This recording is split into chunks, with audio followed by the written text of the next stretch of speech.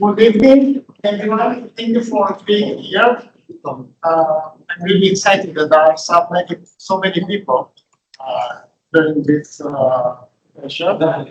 Most of you are students and fundamentals in entrepreneurship program. But we have so many other guests. And before we start, I will introduce our guest speaker, Kenneth Morse. He's a serial entrepreneur and Repeat offender. yeah, and a global expert in innovation and entrepreneurship. He was the founding managing director of MIT Entrepreneurship Center, and is currently the CEO, chairman of Entrepreneurship Babeș-Bolyai. So over the years, he has played a key role in launching and mentoring many tech startups around the world. If I'm not wrong, I think you launched 6 tech startups. 5 of them were successful, and one also a complete disaster. Complete disaster. But his work continues to inspire future leaders in technology and business. We are especially grateful to Rebel Dot for making this session possible by supporting Kenneth's presence now. And also, all thank you, Ken, for being here and for making the effort to join our program. We are truly grateful. Thanks. So, Yeah. with that, I have this. So what does it mean? What's your, so he said five companies did okay and one was a complete disaster. What would be your definition of a complete disaster? No profit? Good.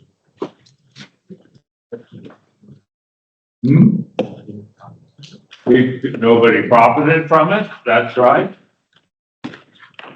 Lost all the money that we lost. Lost all the money. It's getting better. Complete disaster. Being in debt, Huh? being in debt. Being in debt, yeah, that's in most of the world, startup companies can't borrow money. So they only can lose everything. Okay, what's another example of a complete disaster? Not being able to sell. Hmm? Not being able to sell. Not being able to start, or, okay, Sell. Bankruptcy. bankruptcy. Bankruptcy is not a good thing, but No wallet. Hmm? No wallet. no value. So we went from 88 employees to 4 in one afternoon. With that hair day, okay? And we paid all of the kids, everybody under 30, that's my definition of kids, okay, so you're all essentially all qualified. So we paid all the kids, everyone under 30 got 2 weeks' salaries, so not bankruptcy. And those of us who were over 30 got what was left. I got the furniture. The desks and the chairs. And the biggest challenge was selling the conference room table, but we pulled that off. So now this disaster happened right next to MIT in Kendall Square, which is a pretty vibrant and dynamic innovation and entrepreneurship ecosystem. So there's a lot of startups, so there's a lot of failures. So there's a vibrant, dynamic market in used furniture. And then we bought our furniture from another bankrupt startup. And we sold it for more or less what we paid for it. But I kept 2 chairs, which I have in my home office, as a reminder that failure is part of the process. And also as a reminder that if you crash and burn, you can walk away and start again. It is not a permanent mark. Ma'am, right there. It's not a permanent mark.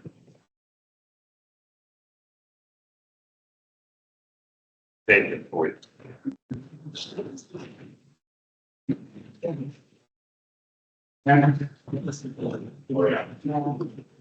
So why did we go flat on the windshield of life? Why did we fail? Why was it a disaster? You get? Amazing technology. Expert system. It was an artificial intelligence company in 1981.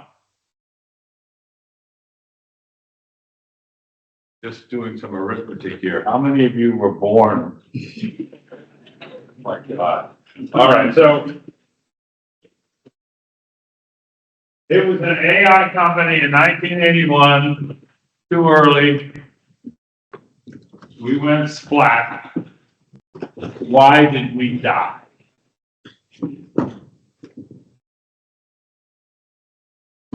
No one was interested in your services. I think a little louder so they can't hear No you. one was interested in the services offered. Nobody was interested in, it was the biggest non-defense artificial intelligence-based expert system on the planet. And it offered a religious experience that nobody wanted to have.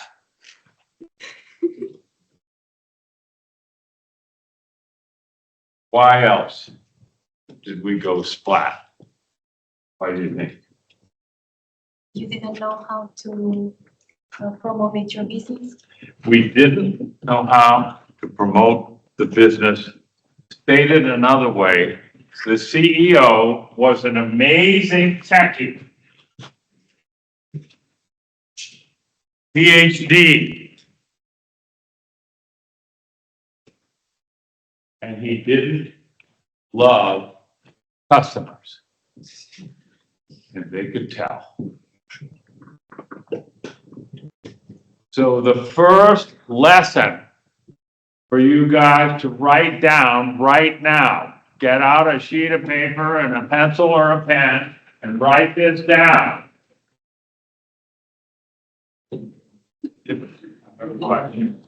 If your CEO doesn't love customers, if your CEO is not committed to delivering value to customers, you hit the nail on the head. Very good, by the way.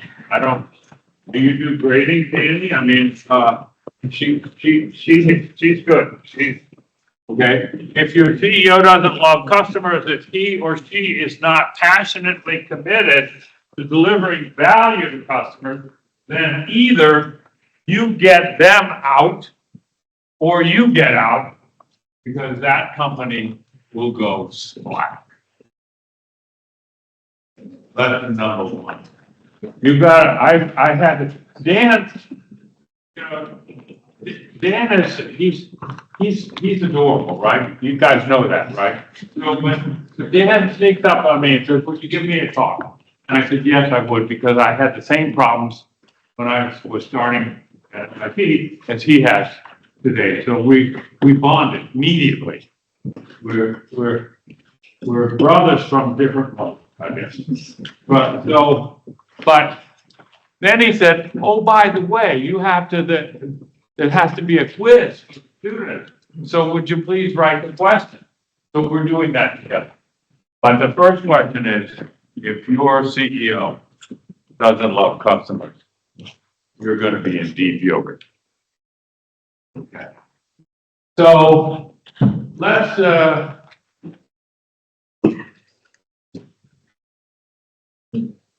how many of you would say, in this intimate atmosphere where you all know each other, how many of you would say, I'm kind of a geek?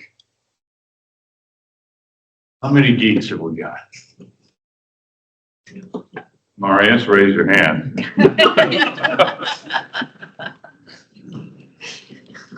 Dan? Okay, I mean, so you like to go to first principles. So what is the, this thing sometimes works and sometimes doesn't. Let's see. What's the definition of entrepreneurship? This is an entrepreneurship class, right? Yeah. I'm in the right place. What's the definition of entrepreneurship? The billing of profit. Huh? The billing of profit. The meaning of profit. Billing. Okay. What do you think is the definition of entrepreneurship? Sir?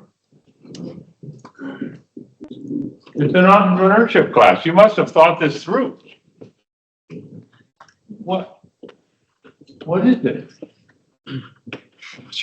You're not sure. You know you like it. But you don't know what it is.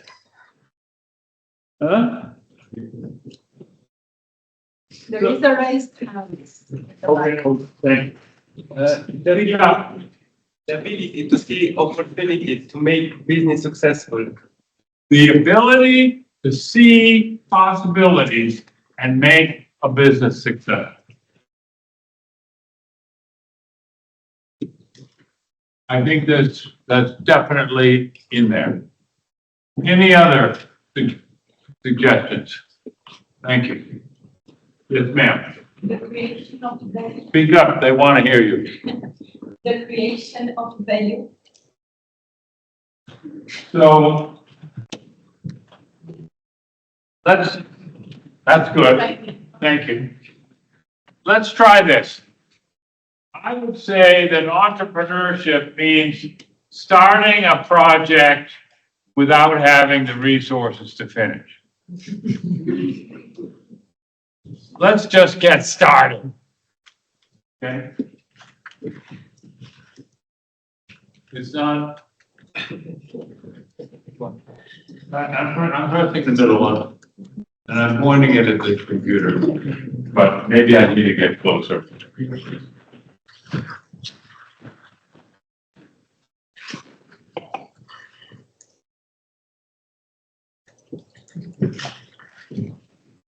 Starting a project without having the resources to finish.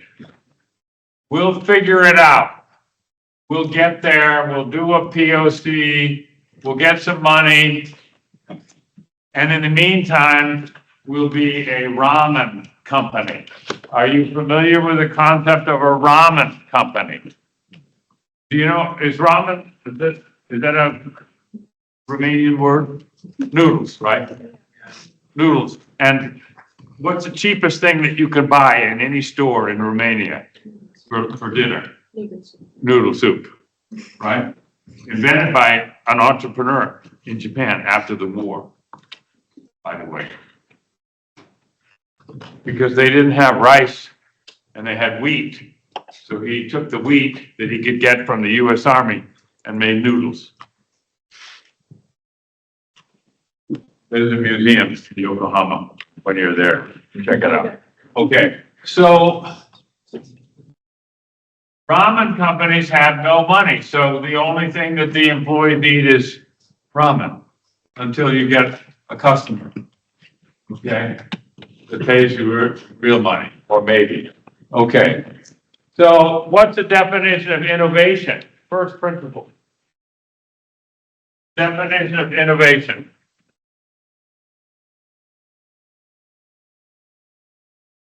You turned it off. No, you didn't. You're playing with it. Come on. So what's the definition of innovation? Thinking outside the box? What do you think? Hand up there. Yes, sir. Something that What? Something that revolutionizes an area or Something new in a new area, yes. Something that hasn't been done before. Improving. Improving. Improving. Can be a new business model. And it's not a new business model, people buy books along, right? So I would say that it's invention times commercialization. If either one is zero, you don't have impact. So innovation is invention times commercialization. So if you're an inventor, I asked who's the geek, but a technologist, somebody who likes to invent stuff. If you want to invent stuff, if you want to have impact with your invention, you've got to have somebody that can help you sell it. And the most successful technology entrepreneurship involves a team of inventors who are passionate about deploying their technology, who recruit entrepreneurs with sales skills who can help them working together to go to market, reduce it to practice, get your beachhead customers, go global, and achieve what? Total global domination of your chosen market niche. Write that down. Total global domination of your chosen market niche. That should be your ambition.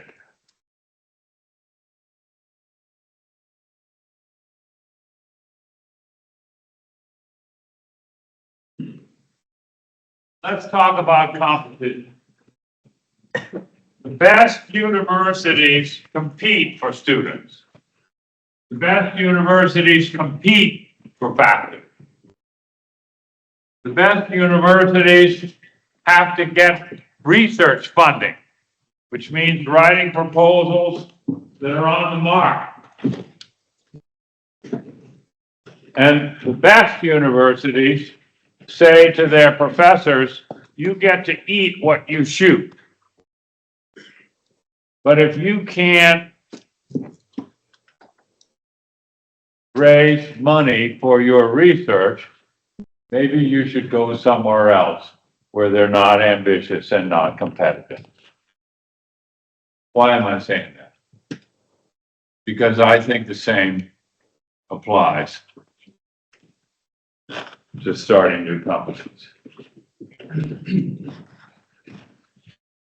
It's not enough to invent something really cool,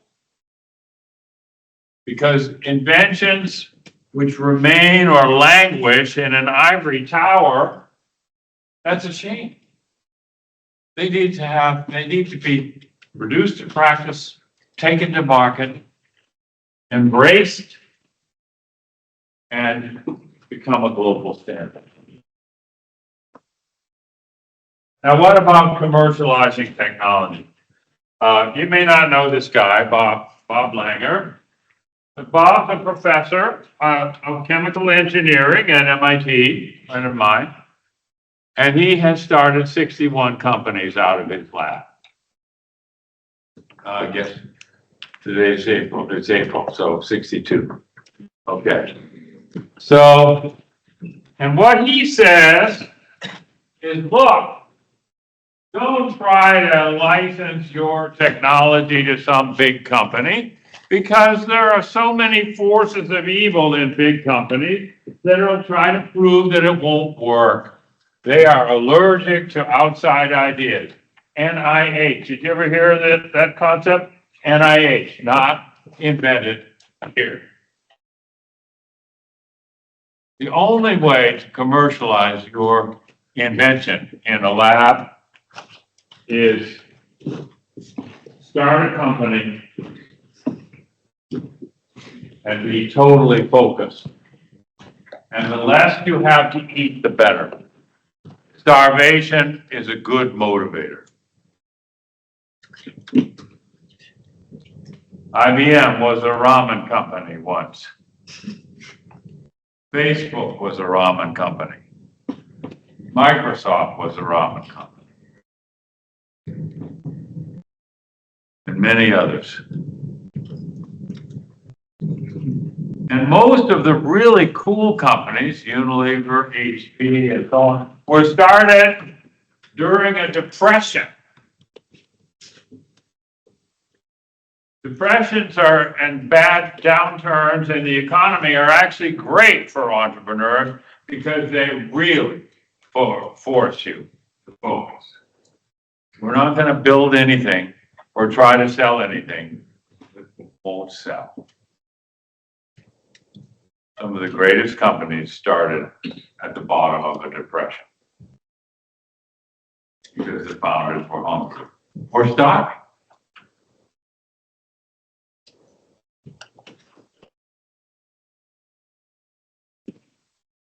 So the background of entrepreneurship at MIT, anyway, goes back to 1961, the first course, and it's the longest running course. It's still going on, still being taught, the same course number, the same time, New Enterprise. And when this professor who started it retired, in their desperation, they hired his son. So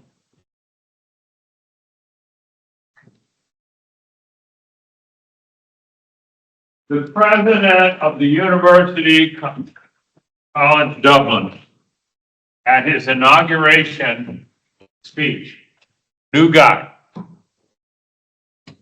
He didn't listen to his wife, who didn't want him to become president of the UCD, right? He went ahead and did it anyway. But in his inaugural speech, he looked out at the audience and said, because everyone had great expectations. You're going to do all these innovative new ideas, new things. You're going to be the one that's going to move the university. And he looked out at the audience and he said, moving a university is like moving a graveyard. You don't get any help from the incumbents.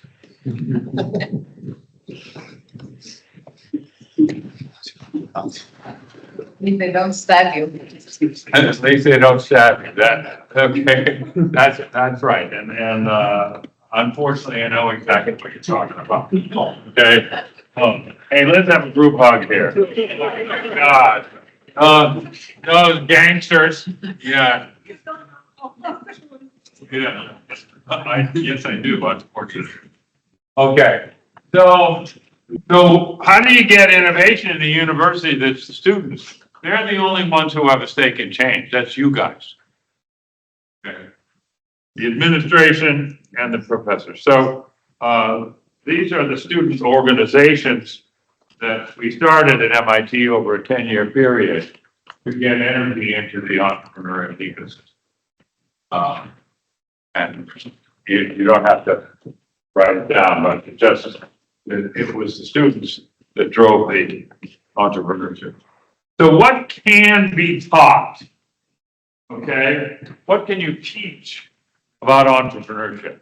Well, I think maybe the most important thing is that it's teamwork. My friend and colleague Ed Roberts did a study of tech company. And he found that companies that had 5 founders did better than companies with 4 founders. The companies with 4 founders did better than companies with 3 founders. And companies with 3 founders did better than 2. And companies with only 1 founder almost never succeed. Almost never. So somebody is going to say, oh, well, Ken, you know, what about Facebook? You know, Zuck. Well, Zuckerberg, like Bill Gates, figured out that he could make more money by quitting Harvard than staying there. They both left after the freshman year, right? But they all had teams. And Bill brought in an MBA student early on in the process. And Zuckerberg is not known because there's all the spotlights on him all the time, but he went to every Christmas party he could find in Silicon Valley and told everyone in the room, I'm looking for a president because I don't know how to do this. Now, the admission of ignorance is the beginning of wisdom. And so the fact that he was willing to go around with his hat in his hand looking for, and he got Cheryl. And he's lucky. So teams. And the second really important element of starting a new venture is having different people, not the same types of people. You need people who are orthogonal to each other. So you have to have appreciation for people with different perspectives. And I'm personally allergic to companies that have people with a lot of ego. I like high ambition, low ego. High ambition for the team to succeed. Team. I do not know of a venture capital firm on the East Coast of the US, the West Coast, in London, Munich, that will invest in a single person or a bright idea. They invest in teams. First, second, and third most important thing is the team. Okay? And somebody on that team has to know how to sell. You picked your father well.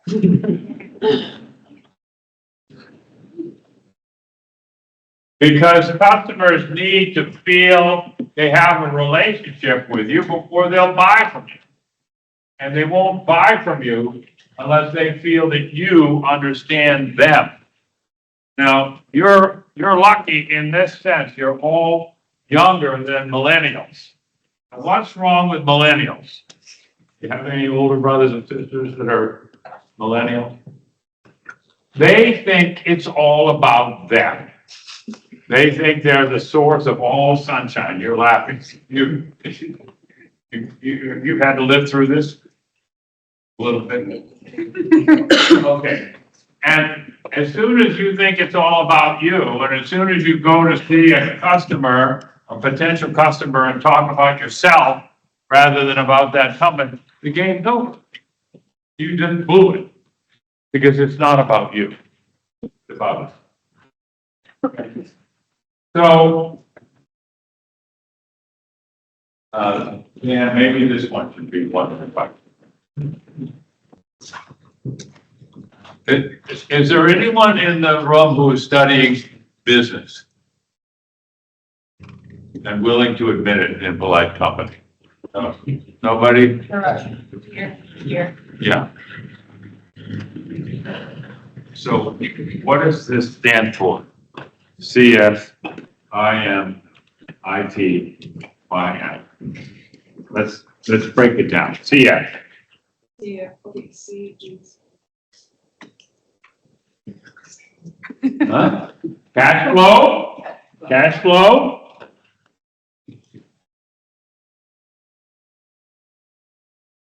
Cash flow is more important Yes. than your mother.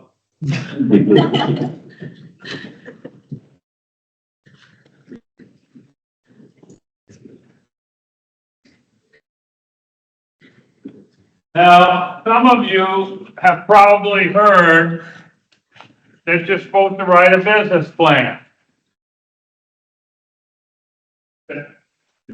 Are you gonna give this to the victims sooner or later, Danny?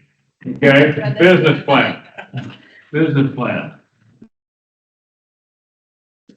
I think business plan is a good idea. It forces you to think through some of the issues. But you don't really think that venture capitalists read your business plan, do you? Forget about it.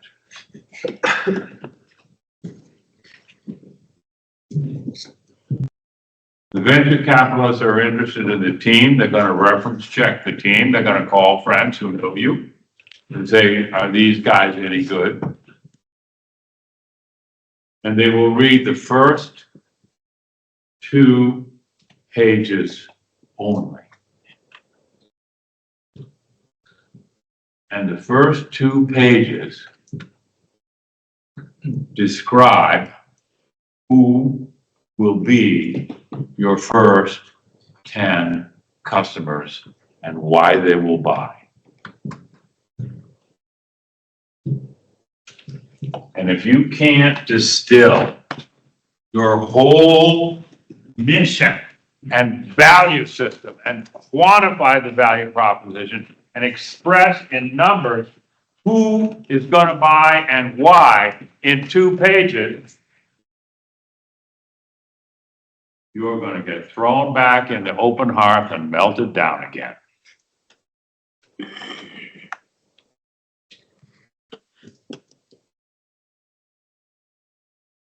So, how many of you in this room think that you are ready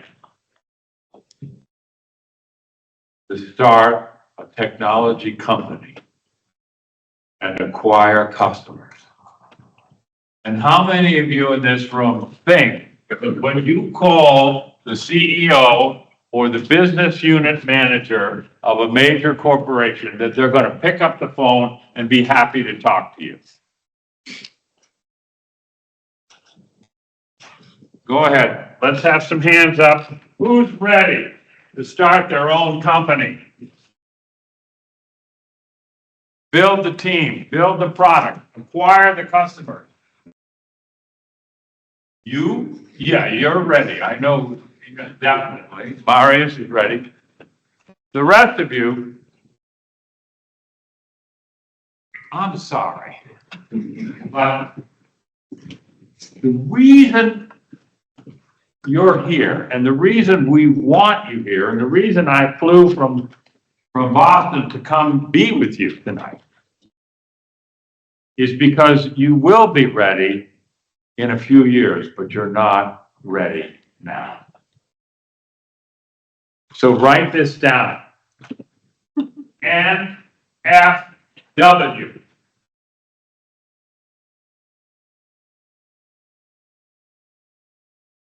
What does that stand for? No way.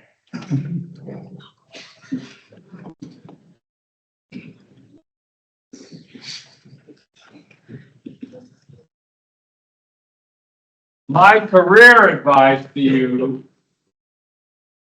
okay, failure is acceptable. I don't know if failure is acceptable in Romania, but failure is acceptable in North America. You can crash and burn and walk away from it. But basically,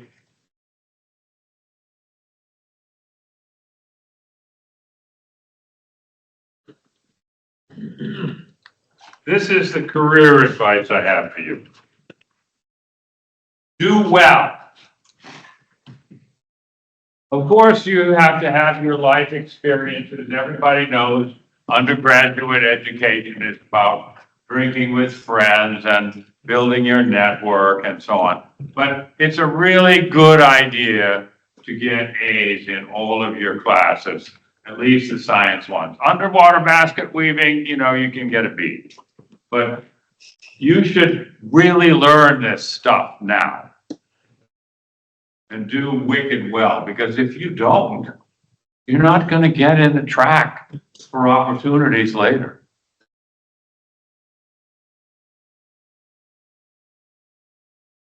What's the best way to summarize that, what I just said? Don't screw up.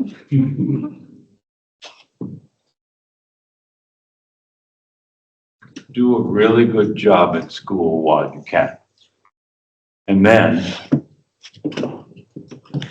get a job with a well-managed, rapidly growing tech company. Because we in academia teach you how to think, but we don't teach you how to do stuff. We don't teach you GSD. Get stuff done. That's what companies will teach you. That's why you like Professor Dan, because he's done that, been there, done that, bought the t-shirt. So you need to go to work for a good company and learn stuff. Maybe a big company, maybe a rapidly growing young company.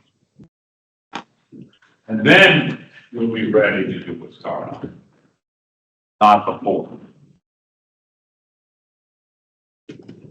Don't do it. I've never seen undergrads outside of very, very, very few specialized cases build successful companies, especially in small teams. The odds are stacked against you. Get some real world experience first. No, somebody's saying, geez, Louise, this guy came all this way. We thought he was going to be an evangelist and tell us. I'm telling you, it is great to do startups when you know what you're doing.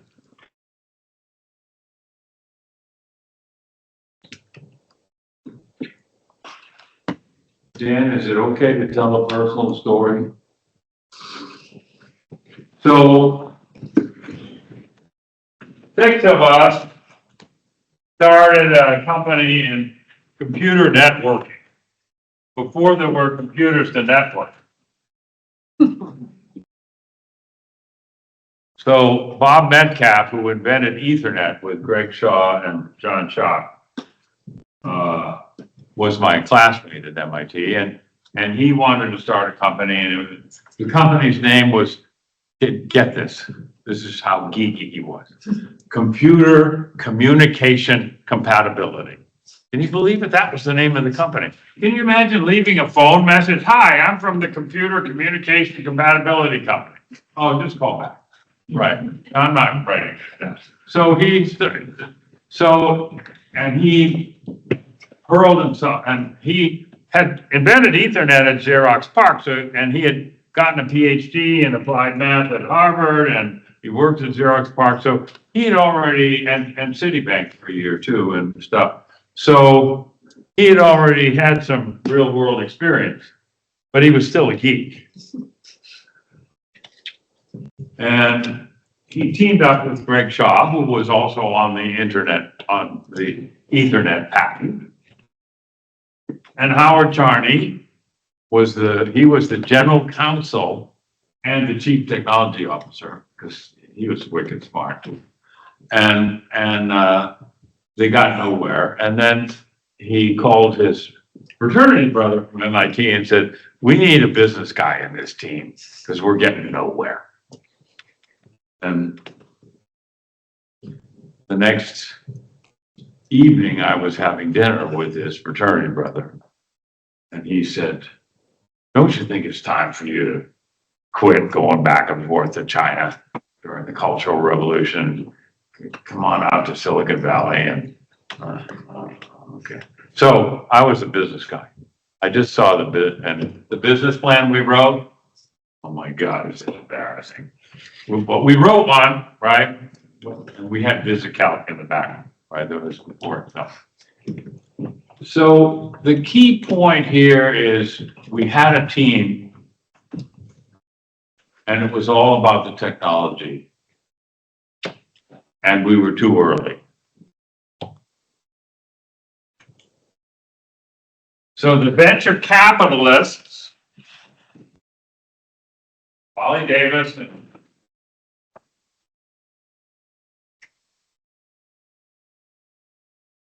said, you guys are all really smart. You went to MIT together, you've invented Ethernet, you've got patent, but you don't really know your shit. So we are going to force you to take Bill Krause as your president. Because he's a successful executive manager, sales, everything from HP.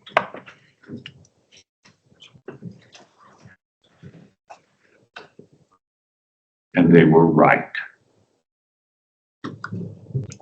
They crammed this guy down our throats. And then the company started to move. So one of the things you're going to be doing someday is you're going to be recruiting someone who's older and wiser and more experienced than you to come help you feed and grow your baby.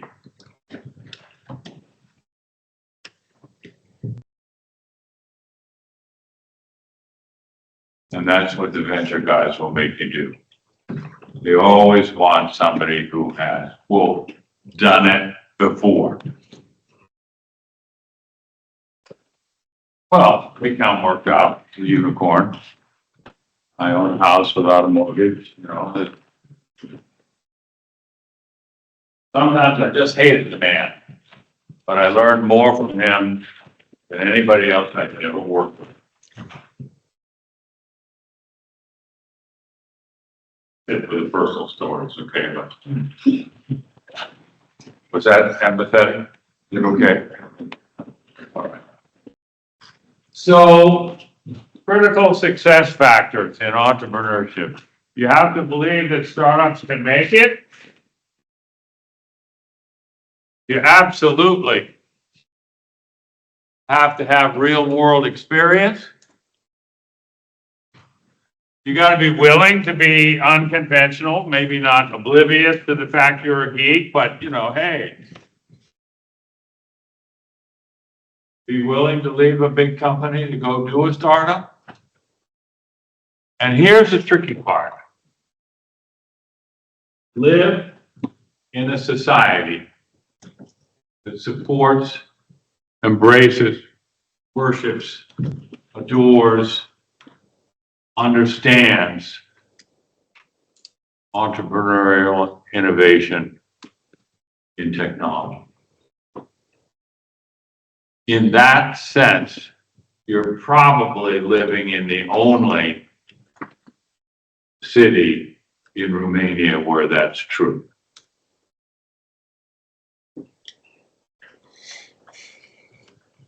Now, Dan, we've never talked about this, but I'm kind of allergic to capital cities with big government and sense of entitlement. I like Gothenburg. I don't like Stockholm. I'm not going to name names, but you know, I like Cluj. There's other places. Not the best.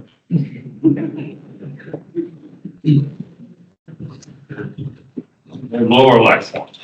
Anyway, so this is you're lucky that you're here. This is the place to be.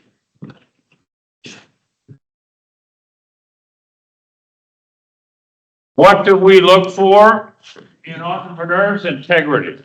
Number one, number two, number three. Integrity. Can you trust is your handshake, your bond. I don't know if, have any of you been to, Maine? It's a state in the United States in the northeast part. Have any of you been to Maine? In Maine, the law says you don't need a contract. All you do is shake hands. That's the deal. Yeah, go ahead, look surprised. But guess what? It's a great place to do business because you shook hands. So if the world changes underneath you and your partner, your customer has problems, you share those problems. And if you as a supplier take one on the Klingons, your customer understands and works with you. It's a great place to do business. No contracts. Forget about it. What is the largest software company in the world? By far, the largest software company in the world. They have software companies here in Cluj, I've heard, right? But what's the biggest one? Microsoft, I should have said software services. Google. Huh? Google. OpenAI,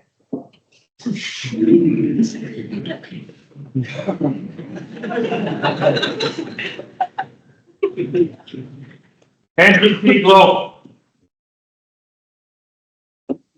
And every month, they bring in 200 or 300 new people. And the CEO of NTT Global, and they all go to Japan for training and things like that. And the CEO walks in to meet all 200 of them and says, I have only one thing I want to say to you. If one of our customers calls you and they're in trouble, do not, under any circumstances, go to the file drawer and pull out the contract to see whether you need to help them. Don't do it. Just help them. I don't care if it's in the contract.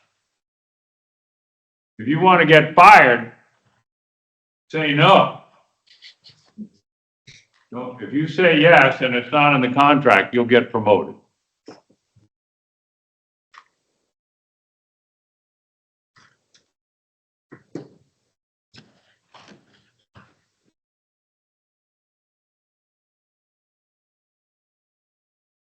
Entrepreneurs are impatient.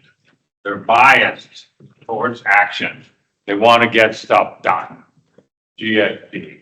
They have quick clock speed, right? They're willing to be different. Low ego, high ambition, low ego. So pragmatic, willing to compromise when necessary. Focused on solving a valuable problem for customers. So this is all summed up in a simple equation to define an entrepreneur. Are you with me on this one? The pH of their stomach is 2 standard deviations from the norm. Okay? They're ready to rock and roll. If you're going to start something, the team needs to have 3K experience. Another one. 3K. Did I include that one? Okay. 3K. What do you have to know? You've got to know the market. You've got to know people in the market. And you need to be well known in the market. Domain expertise, domain relationships. You need to have the secret handshake for the industry that you're targeting. And you want to sell You gotta have a big market. You wanna sell to people who will buy and buy more. So what does that mean for IT companies in Romania? Who are they gonna sell to? You thought you could sit back here and not participate?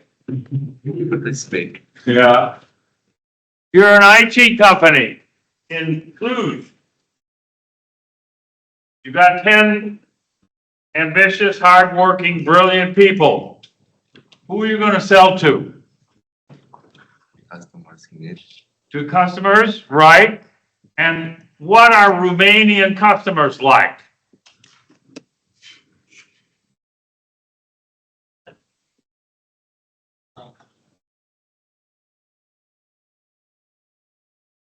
Pretty pretentious, if you ask me. Pretty pretentious. Very good. You didn't use the A word. Pretentious is a little bit nicer than what I was thinking of, but anyway. Okay. What about selling in Romania? Big companies, there's plenty of big companies in Romania. Can you sell to them? Yes, with a good strategy. With a good strategy.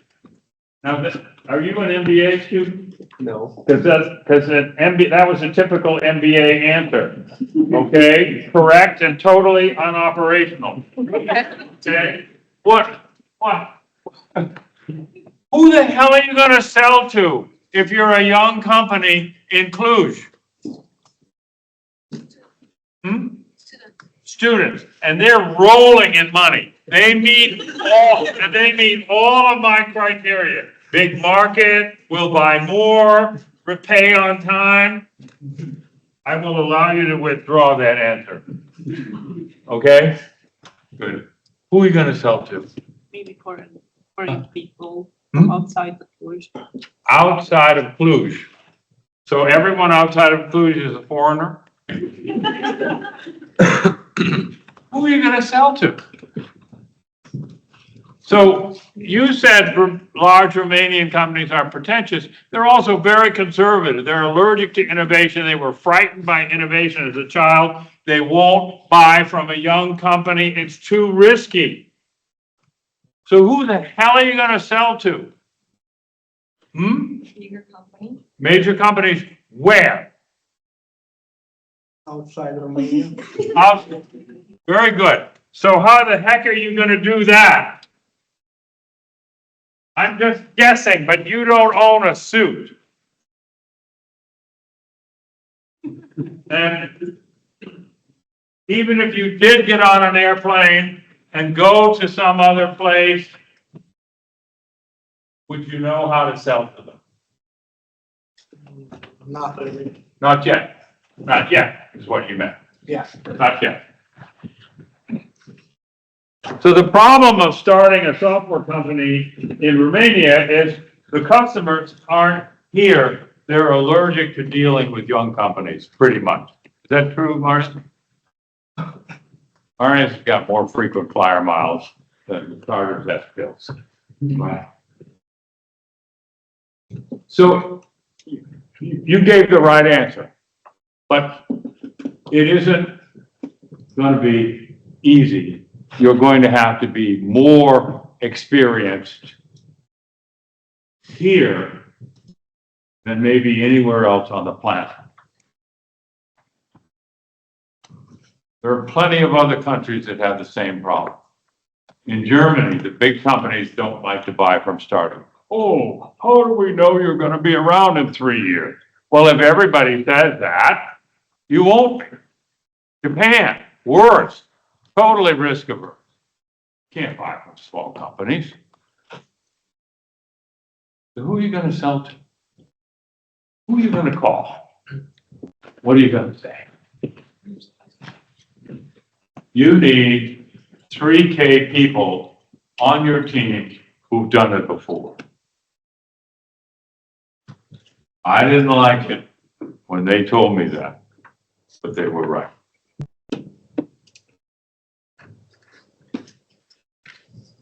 This is a really depressing talk, Dan.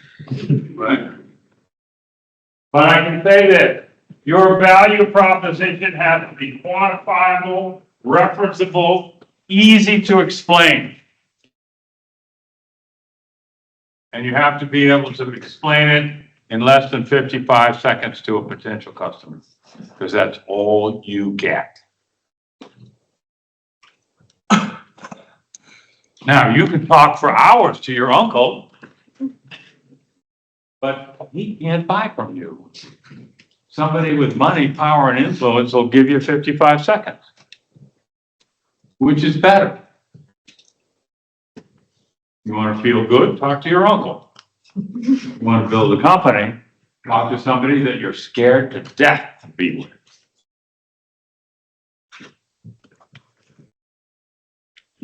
Terror is part of building a company. There's no way around it.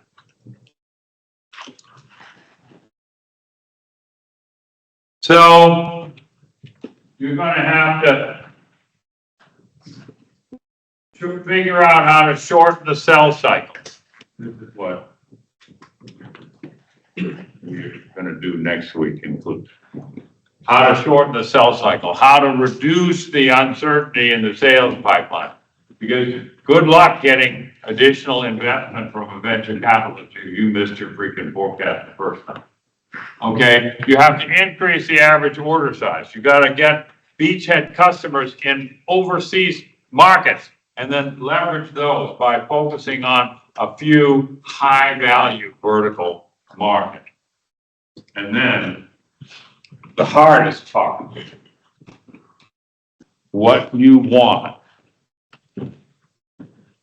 are high energy, workaholic, commission driven, sales focused animals.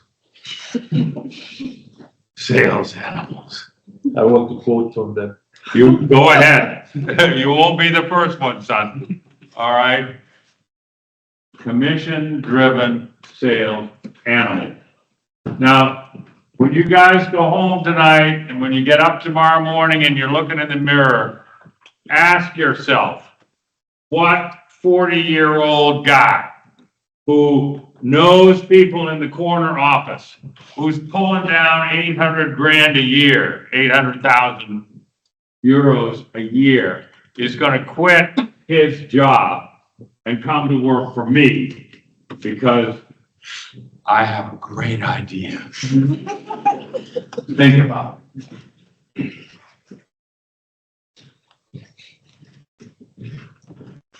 You're going to have cases of success, quantified value propositions, repeat orders, marquee customers, and no one else is going to do the selling. There's this great thing. Oh, we'll outsource it to some sales group. Forget about it. The only one that can sell is the founder of the company, which means that when you go global, then you have to set up an office in Boston or in the Valley or Austin, Texas. It's going to be one of the founders that goes. You can't just go down to central casting and recruit somebody. They're not going to join. And the thing I hate to hear is, oh, well, we couldn't afford a good guy, so we got this donkey. You can't afford not to have a good guy. So the definition of the sales process, how much time we got? About out of time. Huh? Okay. You have to select a high value vertical market. You have to identify potential customers in that market. You have to think about who owns the problem, who has the pain, the headache, who has the problem that's keeping them awake at night. Now that's a real problem. It's in their KPIs. If they don't solve this problem this year, they don't get a bonus or they don't get to keep the job. That's pain.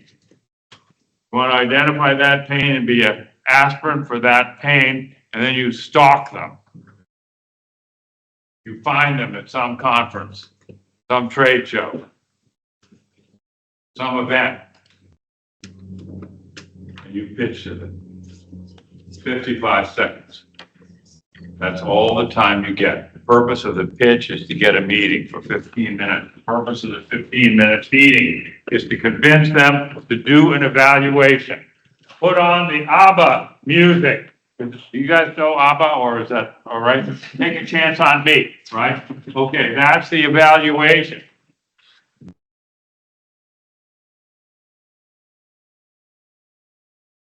And then they do a pilot. And then they do a rollout. How long will that take? This whole sales process. How long is it going to take, Doctor? No, I'm back to you. Yeah. Yeah. Well, I know, because you're going to tell the European Union what to do next week, right? Please do. Depends on the agility of the company. It can take 1 week or it can take 1 year. So I actually think that the agility of the company is the thing to look for, and you're better off selling to agile companies than to stone-headed companies, right? But even so, if you pitch and you get the meeting, and the meeting, they say, we'll do the evaluation probably takes 3 months to quantify the value proposition and prove that it might work in there. That's the paper evaluation. And then the pilot, it has to work, has to run on their computers or whatever. And then for a rollout, that's a budget item. So it probably goes through the budget cycle and it doesn't happen till next year. So that's why it's urgent to do this now. Because you're not going to get in their budget for a full-scale rollout unless you've proven that it is a good solution by October when they're doing their budgeting for next year.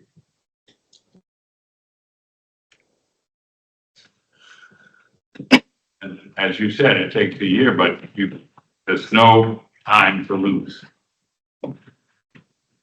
Which is why we're having this workshop included now, because it's the right time. Okay, so if you can't convince somebody with money, power, and influence to take a chance on you in 55 seconds, you simply don't have a company. You can write the most beautiful business plan in the world, but this is what it takes. Now, your guys, next Thursday night, are going to be doing their elevator sales pitches. And the judges have been told and will be told that if those guys use the word technology or software or, God forbid, platform technology or AI, you get a 0. I don't tell them. I'll tell them. Don't worry. Why do you get a 0? Because then the CEO or the business person you're talking to will refer it to the R&D department. And when it's referred to the R&D department, they love talking to young companies because it's free education. It's entertainment and free education. And they ask 100 questions. And you spend weeks answering their 100 questions. And then what happens? More questions. So the sales cycle to R&D is like being nibbled to death by ducks. Don't use the word technology. We're moving into the Q&A period, guys. I want to leave you with this concept of the jury. No single person decides to become your customer. There's the person with the headache, the decision maker, looking for aspirin, but there's a finance person. Let's call the finance person Dr. No, okay? Because Dr. No will say, it's not in the budget. How many times have you heard that? Okay? Of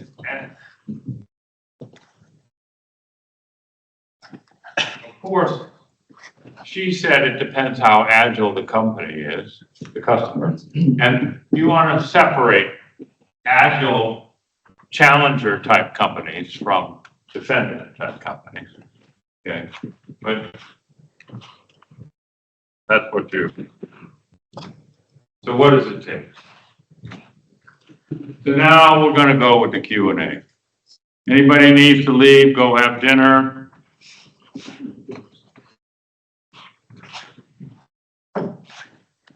You don't want me to be asking questions. Come on, first question. You must have thought of something. Who's got a good question? I came a long way. I want a hard question. Did you just come here to be entertained? Yeah, and? With everything. You need a question.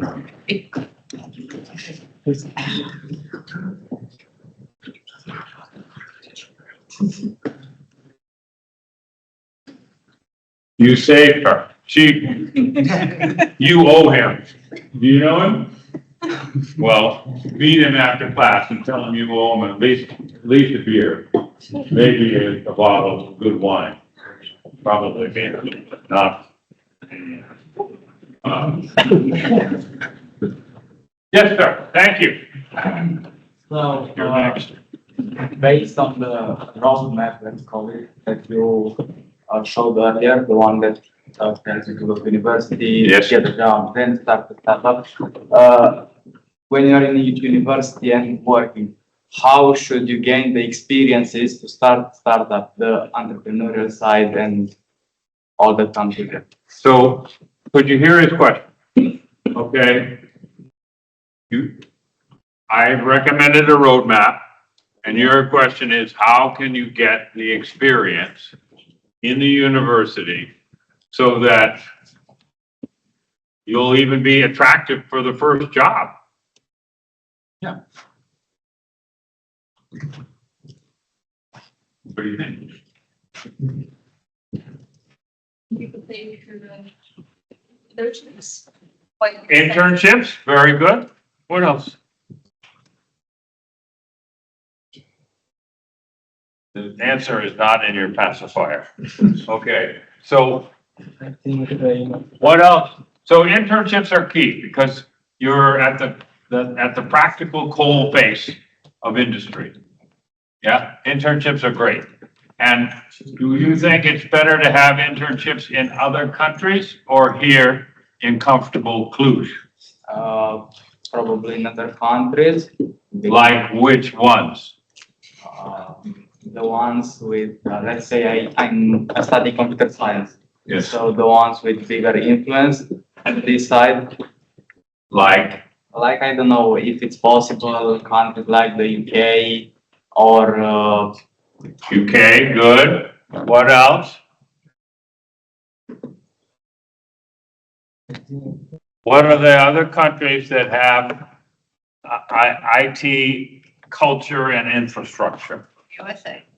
USA, I've heard of them. Yeah. What else?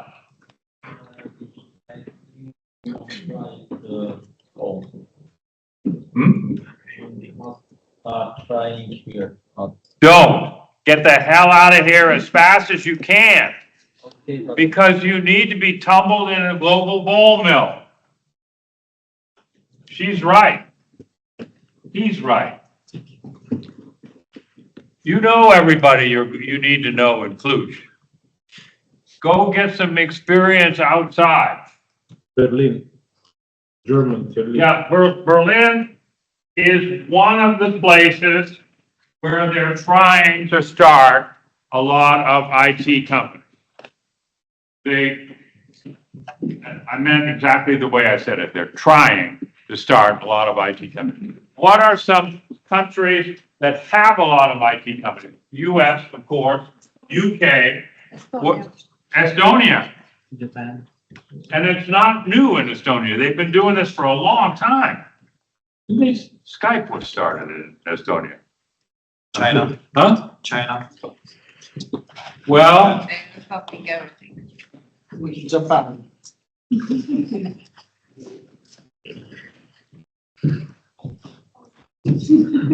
Japan, so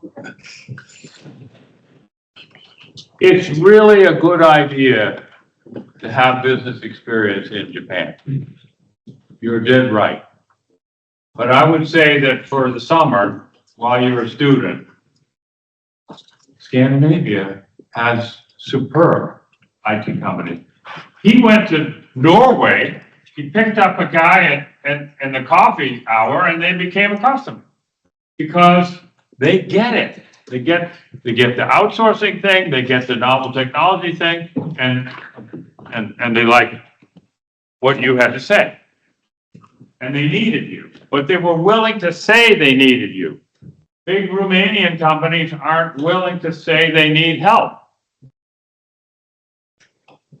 Scandinavian companies are. UK is. You guys, huh? Netherlands. Netherlands, Belgium. More than Germany, right? Germany is a lot like Japan in that it's kind of nervous about buying from outside. So Berlin is a hot spot for IT companies. What are some other hot spots in Europe for IT companies?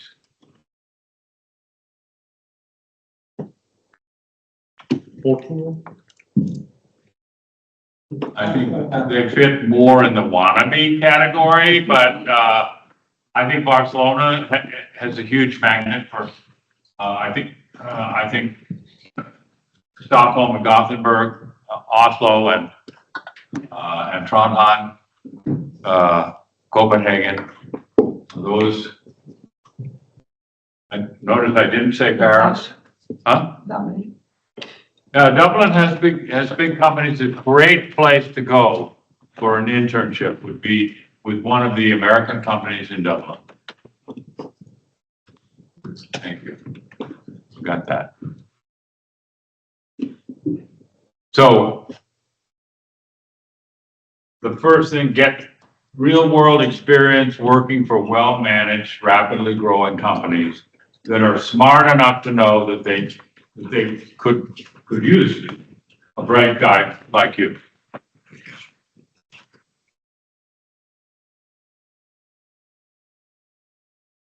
I do think that it's a really good idea to get involved in entrepreneurship clubs and other activities on campus, if there are any.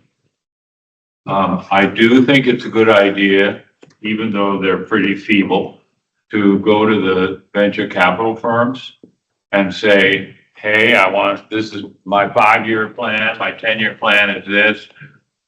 Can I work for you at nights or weekends or whatever?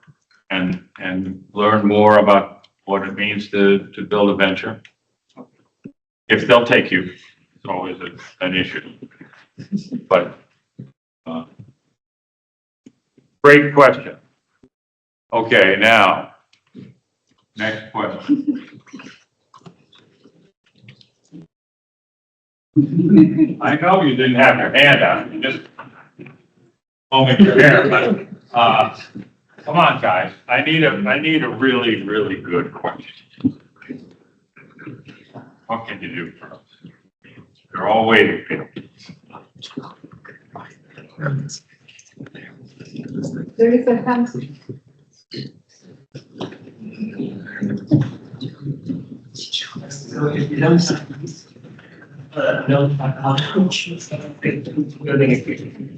Okay, if you don't have resources, what is the key to building a great team?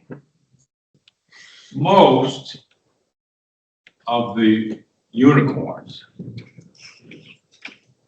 in the 60s and 70s and 80s and 90s were started by teams of men and women who were 35 to 40 years old and who knew who were passionate about solving a particular problem. So they had the professional experience.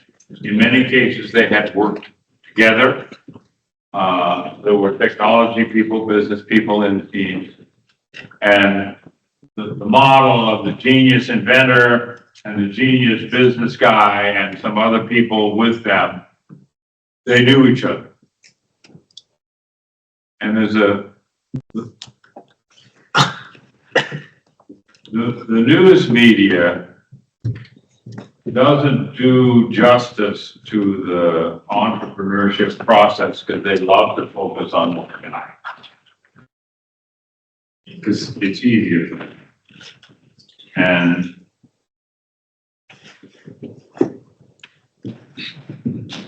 Zuckerberg takes the limelight and Cheryl does all the work. She hands up the strategy and the need expressed. Google, Smith was to build that company. And Sergey, I mean, they're nice kids. I'm not saying they aren't great kids, but,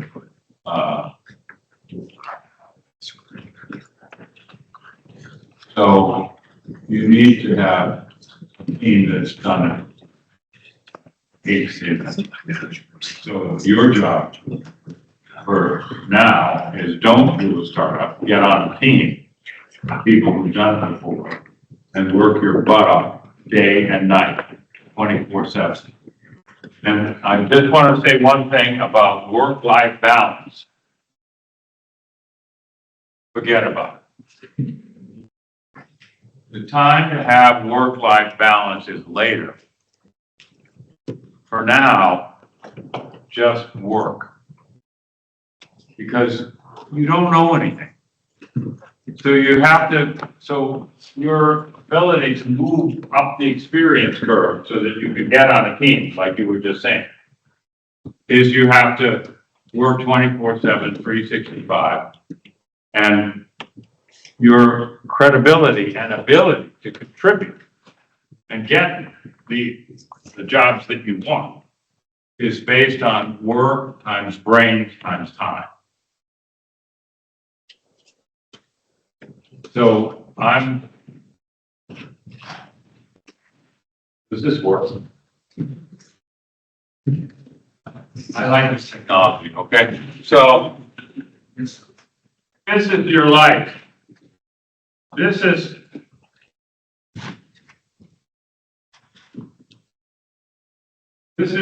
saving the world, okay? You get to work on that after you've made a few million. You're 40 or 50. Okay, forget about it now. You can't have the impact that you can have when you've got street credibility and money. I'm not saying you shouldn't try to save the earth, but you won't have much of an impact right now. So this is the part of your life that is spent on work. And this is the part that's on family.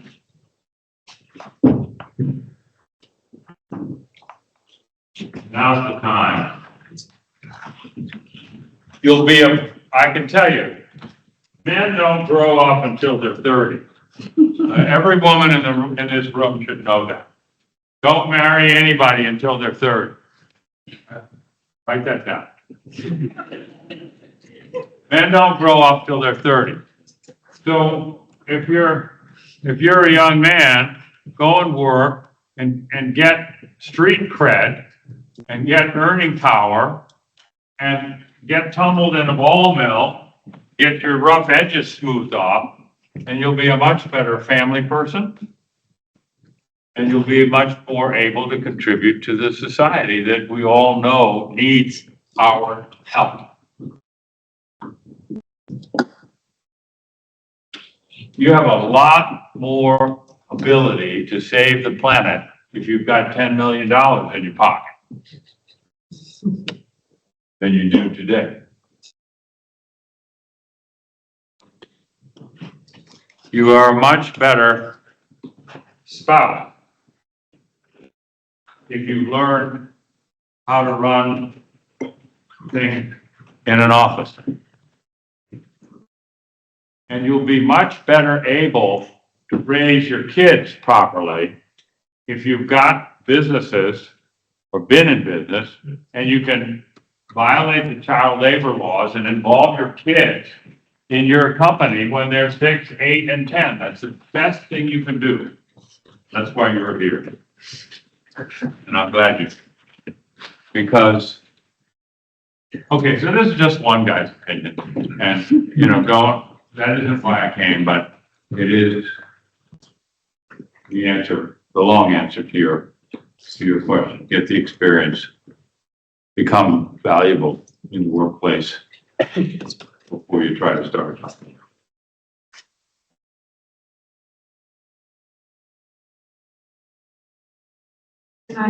What did I leave out? For the team, right? Yeah. You don't, when you say don't read specific, I think that you think much. Thinking that your company is an asset. You can basically be passionate and a geek. I think you convince what you. That's very good advice. Try to say that.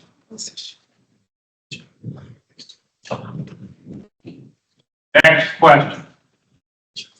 Sure. Please tell me, what we should focus on the Those sales guys can't move back there, and they're leaving anyway. and about the sales process, to get the appointment. Okay, say something about the sales process, including how to get an appointment with the big guy, Senora Grande, the woman who has the corner office, who has money, power, and influence, right? Yeah. How long do you think you need to prepare for a 55-second pitch to Senora Grande? How much preparation? Okay, he said a long time. I'm a quant, okay? Give me some numbers. How many hours of study about her company, about her pain, her headache, what's keeping her awake at night? How are you gonna do that work? You must do it, basically all the time, when you have a customer, potential customer. How are you gonna do that homework? Networking with people who work with her, who know her, just to find out. So I think it's a lot of effort, maybe even a week, 2 weeks, a month, A week, 2 weeks, or a month? to gather all the information from all the unofficial sources. Public sources, unofficial sources, which are more valuable? So you guys are all at UBB. So there's a network of UBB alumni everywhere. I don't know if it's accessible to you or not. Maso Meno. I from the head shake, I'm getting a Maso Meno, right?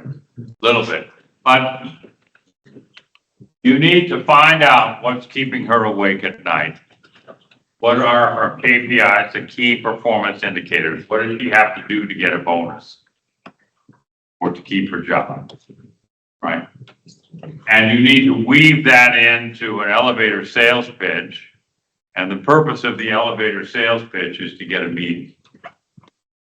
And the purpose of the meeting, which will be 15 minutes, is to convince her that it's worth undertaking an evaluation of your solution for her problem. And you'll never get a meeting with her by calling on the phone or writing. You'll only be able to meet her on neutral territory. And if she's going to give a speech at the university, at the Chamber of Commerce, at some trade show in Heidelberg,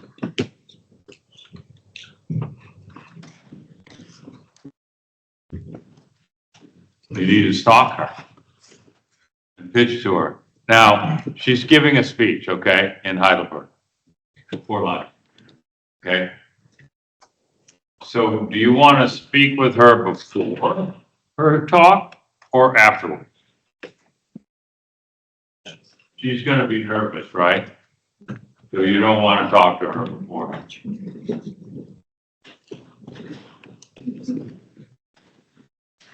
Come on, guys. Who said you should speak to her after her talk? Who said before? Now, how did she get selected by her company to give the talk at the trade show in Heidelberg? How did she get selected? Wasn't at the meeting. And everybody else said, she'll be great, because they didn't want to do it.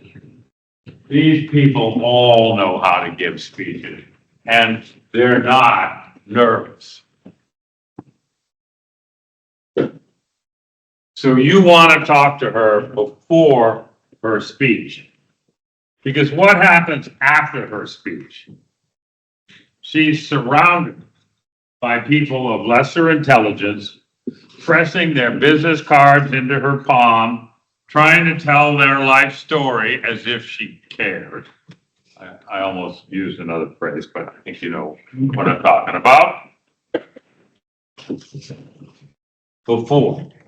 Because she's there at least 5 minutes for every 500 miles that she's traveled to get there with nothing to do. She's got some sycophant MBA who put her speech on the computer and she's there, she's having a cuppa. You go up to her and say, Senora Grande, I've always wanted to meet you. I'm looking forward to your talk today because 2 years ago at this conference, you said that the major challenges in our industry, okay, your nose will grow over this, are A, B, and C, and we founded a company to solve the B problem. After your talk, could we meet and see how that might work for you? Only questions, her words, common ground. I'm looking forward to your talk. You said 2 years ago that this was a problem. We solved that problem and we meet.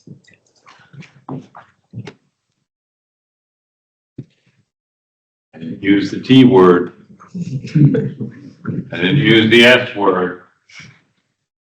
And if you're lucky, after her talk, when all the other Lilliputians have gone,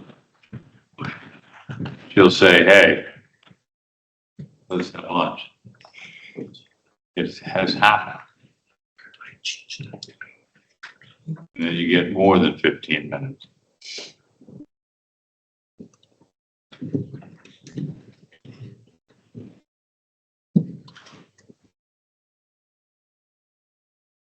Next question. Thank you. I have a question. Question, it's a good question. It's remarkably insightful. The question was, how should we act in the interview? Do you mean in the elevator pitch or in a job interview? The job. The job interview. Use the C word.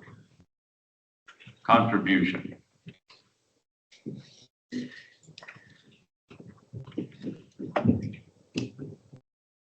I know it's a long shot, but for me, one of the most important things about working with you is I want to make a contribution. I'll come at nights and weekends and I'll kill myself for you, but I want it to be something where I make a contribution to the company, not just about me. I'll tell you some things not to bring up. What are the working hours? When do I get vacation?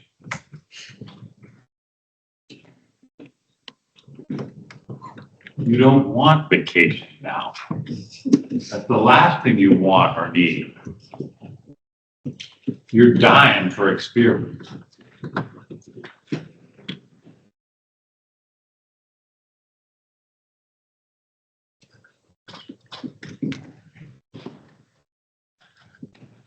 Tell them I want to work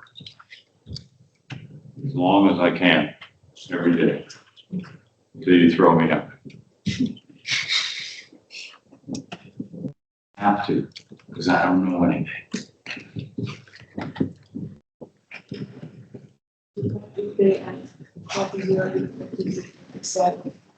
Your expected salary? Say, I want a bowl of rice a day.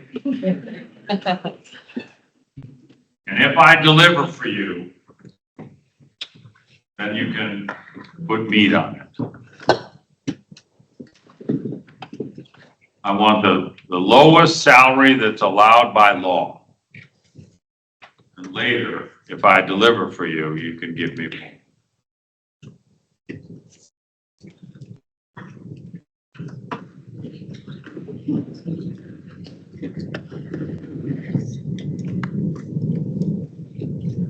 All right, I would add something on this. go ahead, please do. To be honest, Speak up.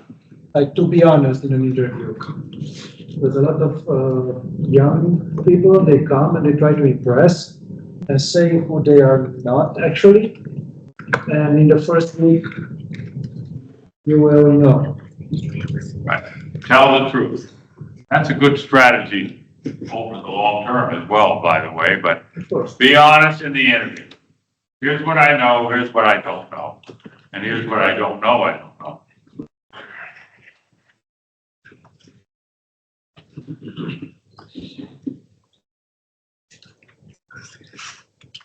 I have no idea, but I think it says that it's 8 PM on that screen, is that, Yes, exactly. and isn't that when it's supposed to be over? So.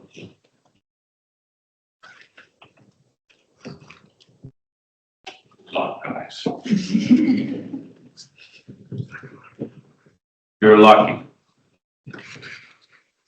You're lucky because you're in Cluj.